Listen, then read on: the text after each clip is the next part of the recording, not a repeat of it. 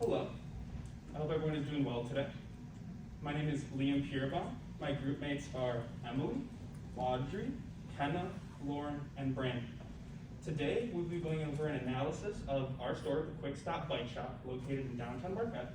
We'll also be going over their current digital marketing plan, as well as the many ways we believe that we can improve upon them, the planning associated, and the budgetary processes behind each of those. So just to start off, I'm going to go over the summary of our presentation today. We're going to have a brief introduction, followed by a brief history and overview of the current digital marketing, some of the ways that Quick Stop Bike Shop already implements it. We'll then be going over the SWOT analysis and other market analysis associated. Then we'll be discussing marketing objectives, followed by the target audience we believe is best for Quick Stop Bike Shop. And then we'll be concluding with the planning and budgeting of our suggestions. So as promised, going over a brief introduction of Quick Stop Bike Shop. As you may know, they're located in downtown Marquette on 3rd Street. They're a small business with about 10 to 15 employees. They make most of their revenue through bike purchases, maintenance, and rentals as well. But unfortunately, we were told during our interview that they actually haven't been making many bike sales due to a shortage in the supply chain. So they haven't been getting any bikes in, and they also haven't been able to rent them for the same reason. So as of right now, they're sticking mainly with maintenance for the revenue. They have high community engagement over the past several decades. They host a plethora of events throughout the year, and I think they have one every single week on Thursday. They also already have many aspects of digital marketing implemented in their current plan, but most of the aspects we saw were either weak or need to be heavily updated.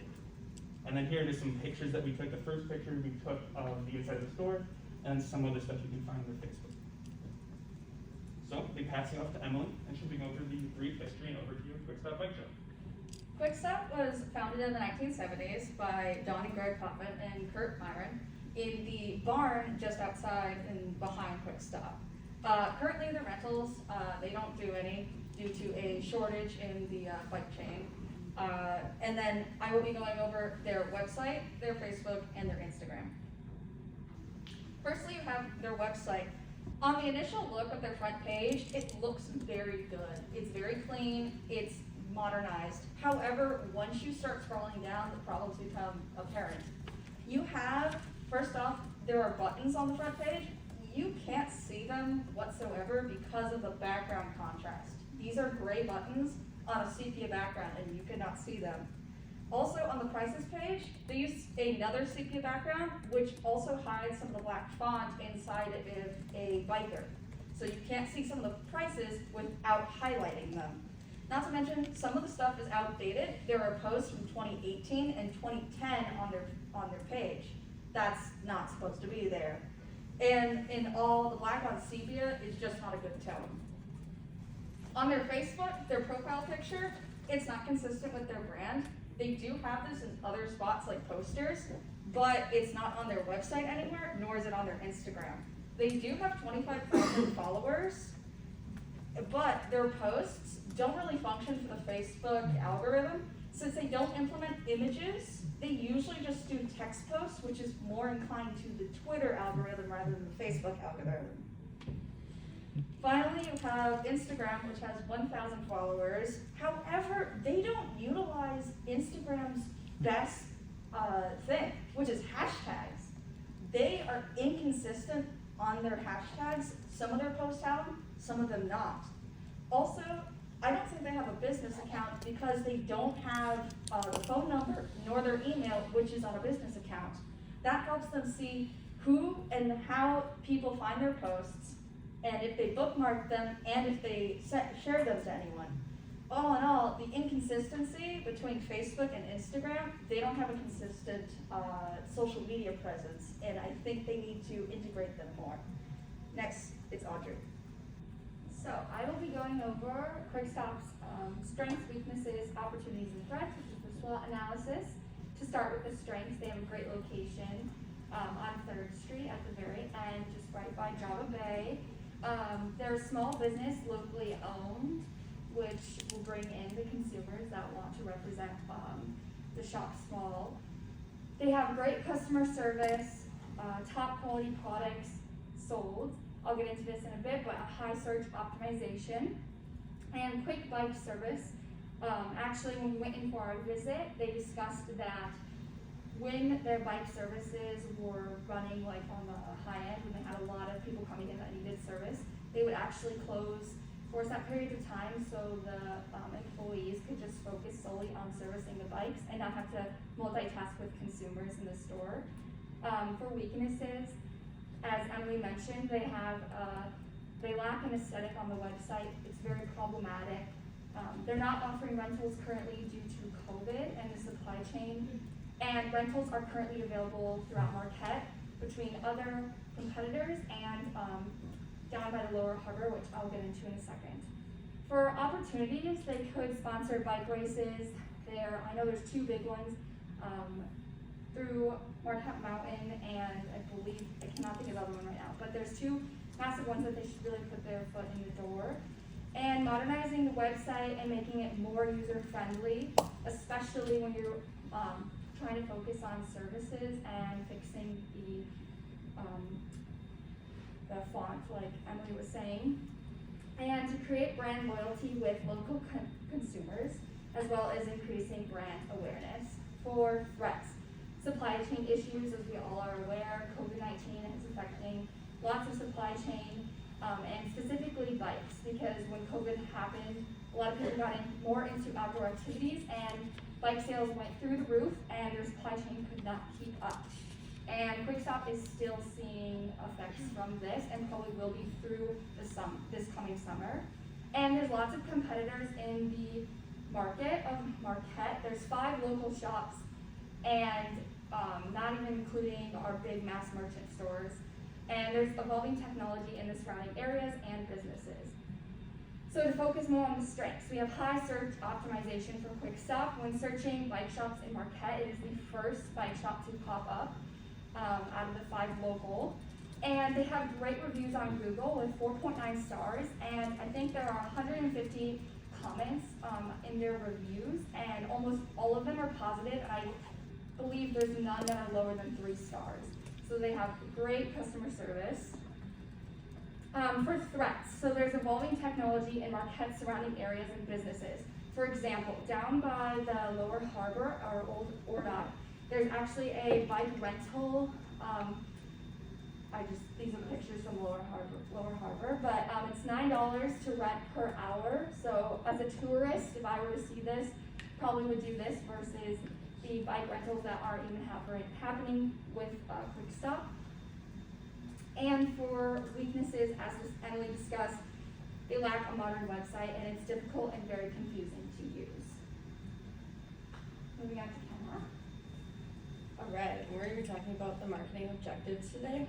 As Audrey already stated, we have had an interesting time trying to come up with these marketing objectives, as the 2 main things that the shop functions by are not available right now, which would be rentals and then obviously bikes they can't sell. With that, we decided to come up with, we've got 6 marketing objectives here, as SMART wants us to do, being specific, measurable, attainable, relevant, and timely. Most of these are pretty broad. So to begin, we have brand recognition. Most people in Marquette would know what Quickstop Bike Shop is, but most of them wouldn't know what they do or what they have. So we want to focus on utilizing that they have a great service and experience and quality that comes with this shop. You're not going to Walmart getting a repair, it's a local place. And with that, we want to use word of mouth advertising. As right now they can't even rent out, they don't really need tourists right now in the shop. So it's important that they keep lifetime customers through their word of mouth advertising. And then for acquiring reviews online, we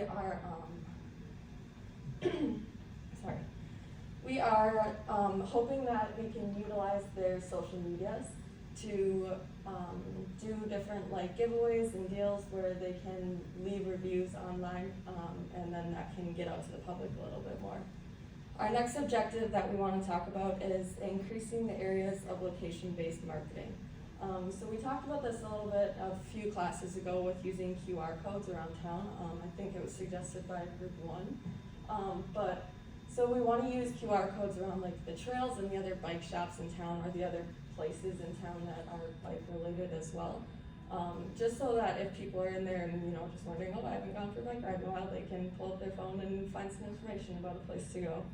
And then with that, obviously, we want to use trails, local businesses, and events. We found out that they host a lot of events and are partners with most of the bike events that are in town, so we're hoping that they can have a QR code or something they can pass around stickers, so when they're at these events, it can be a lot easier to find their information. And then we want to talk about their increase in seasonal marketing. Obviously, a lot of people and kids get bikes around Christmas.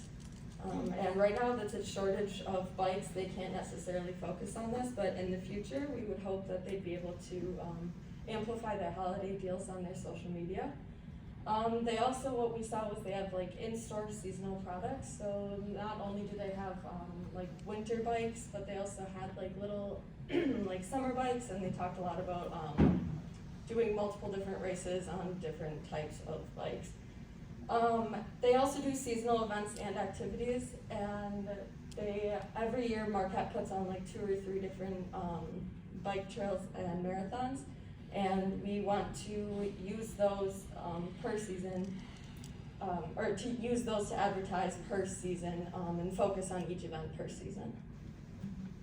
Next, we're going to be talking about improving their SEO. When you just Google just bike shops near me, this is going to be the first one that pops up.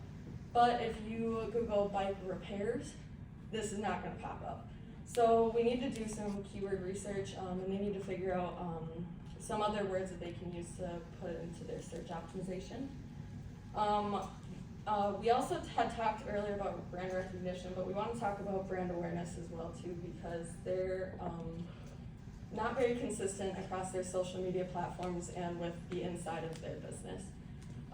So we need to work on finding that consistency through the platforms. What we would assume when we don't know is who runs their social medias, but it all kind of looks like they're ran by different people.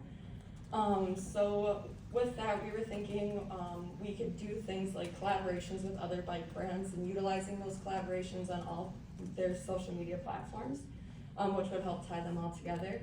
And then we thought we could also collaborate with the community and with community events to help get the word out of what their brand fully is and what they do. And then lastly, we were talking about creating social media strategies. As you can see, what I have up there, the 2 photos are the Facebook logo and their Instagram logo, which are 2 very different things.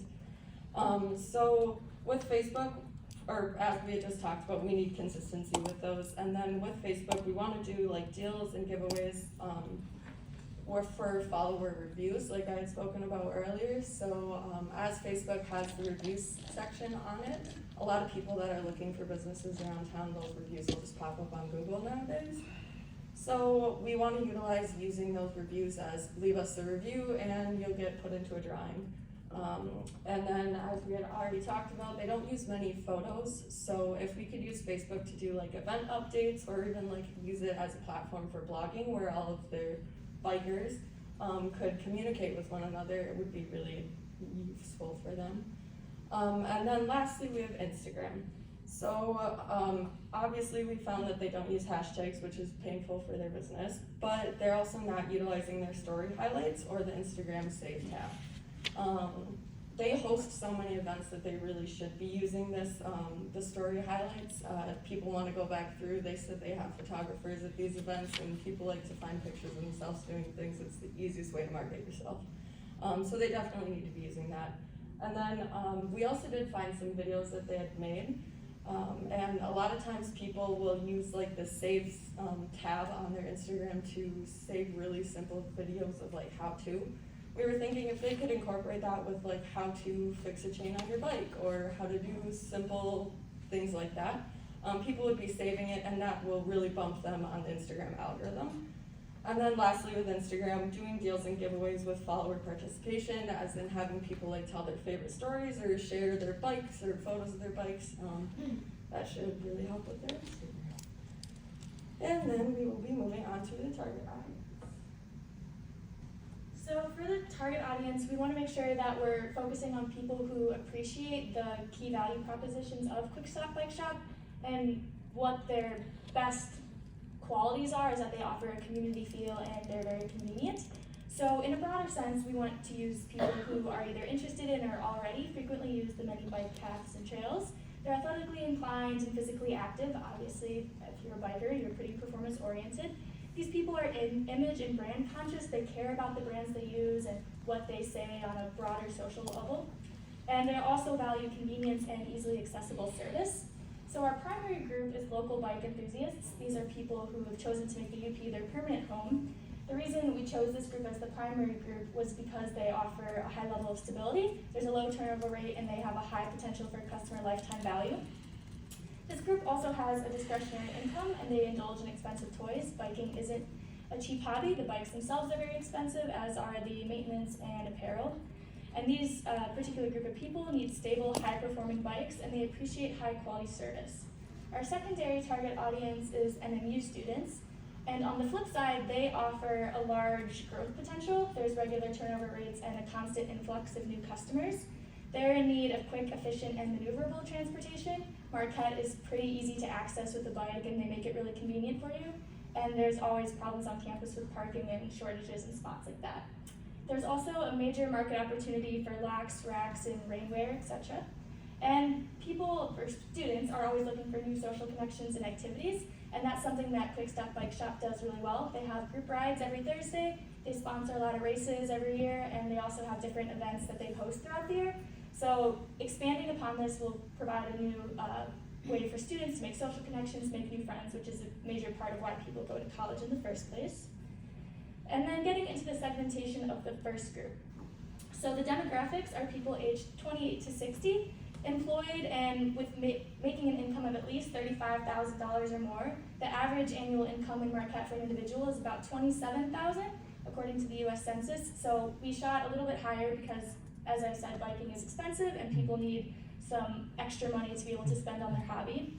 And another point is to make sure that these people are time affluent as well. You want to make sure that you have enough time, a good work-life balance to go out and do your hobby and participate in biking. We're specifically targeting men because 75% of all cyclists in the United States are actually men. And we did go back and forth with discussing what it would look like to gender this particular thing, but in terms of trying to focus on women and use this as a point to change that, this particular organization isn't really set up to make that kind of impact.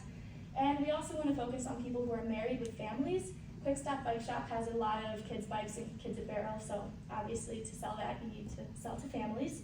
For a benefit, I broke it up by the different needs that the people will come in for, by the kinds of bikes that I'd be looking to buy. So, you know, what you need for the kind of bike you need also depends the kind of service that you would require. So people who are looking for road bikes are looking to either commute to work and just ride on flat paved surfaces. The cyclocross bikes, which are racing bikes. Cruisers, which are more retro and are also just a more specific kind of road bike. Mountain bikes, which are for off-roading. Hybrid bikes, which are a cross between road bikes and mountain bikes. Snow bikes, obviously for the winter and snow, and then children's bikes as well. Geographic, we're focusing on people who live in Marquette County, specifically a 30-mile radius from the shop. Convenience is a huge part of what these people are looking for, so if you need to get repairs done to your bike, you're not looking to drive an hour, 2 hours to get something changed. And we're also really wanting to implement geo-targeting, so having it be a more concise radius allows us to really maximize conversions while minimizing spending. There's 4 seasons in Marquette, obviously a very long winter, so they need to take into consideration what it looks like to generate income throughout the winter and focus more on service. And then obviously we are predominantly English speaking that is. The psychographics and behaviorals from the primary target audience. They are very active lifestyles, they're passionate about biking and health, they're eco-conscious and they adopt a pack mentality. They value efficiency, they're adventurous and enjoy spending time outdoors. They're very family-oriented and they're involved with their community and they believe in holistic wellness. Behavioral, they're impulsive purchasers, which is important because you need to cross-sell and upsell. When people come in, it's most likely for maintenance, which is their chief means of income at the moment. So if you come in and drop off your bike, you see a backpack you like, or a water bottle, a jacket, something like that.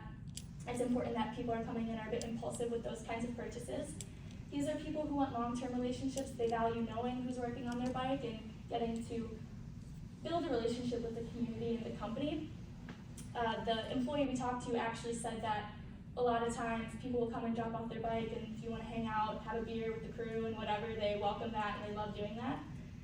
These are people who exhibit strong brand loyalty, and it also is worth considering that bikes in general are more occasional purchases. You're not buying a new bike every couple months, and you only really go in for maintenance as is needed. Then moving on to the segments for the secondary group. Behavioral, they make informed decisions before purchasing a bike. Buying a new bike as a college student is a pretty significant expense, so you're going to go in there doing research on what you want and the kind of thing you're looking for. Same thing in terms of occasional purchases, you're not going in there super consistently. Same reason for impulsive buyers as well. You want people that are going in, and when they see the small things, they're comfortable with purchasing it at the spot. They also exhibit strong loyalty. The demographic for this group is age 18 to 26. Their occupation is a student at Northern Michigan and employed part-time. Didn't have a specific income due to the fact that these are students, so a lot of them who aren't working, if they are going to be involved in buying something like a new bike or services and stuff like that, they might be getting money from their parents. It's just not quite as clear-cut as the other group. Gender, again, male, because that is such a dominating 75%, but it is worth noting that Northern actually has a higher female percentage. I believe it is 53%. So that's something worth noting with the marketing that's targeted towards this group. And marital status would be single. Benefit is the exact same thing as the previous group, except we got rid of children's bikes. Then the psychographic and geographic. These are people who prioritize their health. They're very eco-conscious and they enjoy the outdoors. They're social and they're looking to expand their personal connections. They enjoy being part of a community. They're competitive, value efficiency, and they're adventure seeking. The radius is a bit smaller, a 10-mile radius around campus. Again, convenience is huge. We're targeting people who are looking to use bikes as a primary means of transportation. You're probably not going to be going further than 10 miles consistently with a bike. 4 seasons again, long winter. It also is worth looking into the time of year. Obviously with semesters, things are a little bit different with the students. When are the students here? What are they doing? It might not be great to run promotions during finals week and stuff like that. And again, English is the dominant language, but it's worth considering that the university has a more broad language base as there's more international students and a bit more diverse backgrounds in the university than the overall Marquette community. And then to our references. And any questions?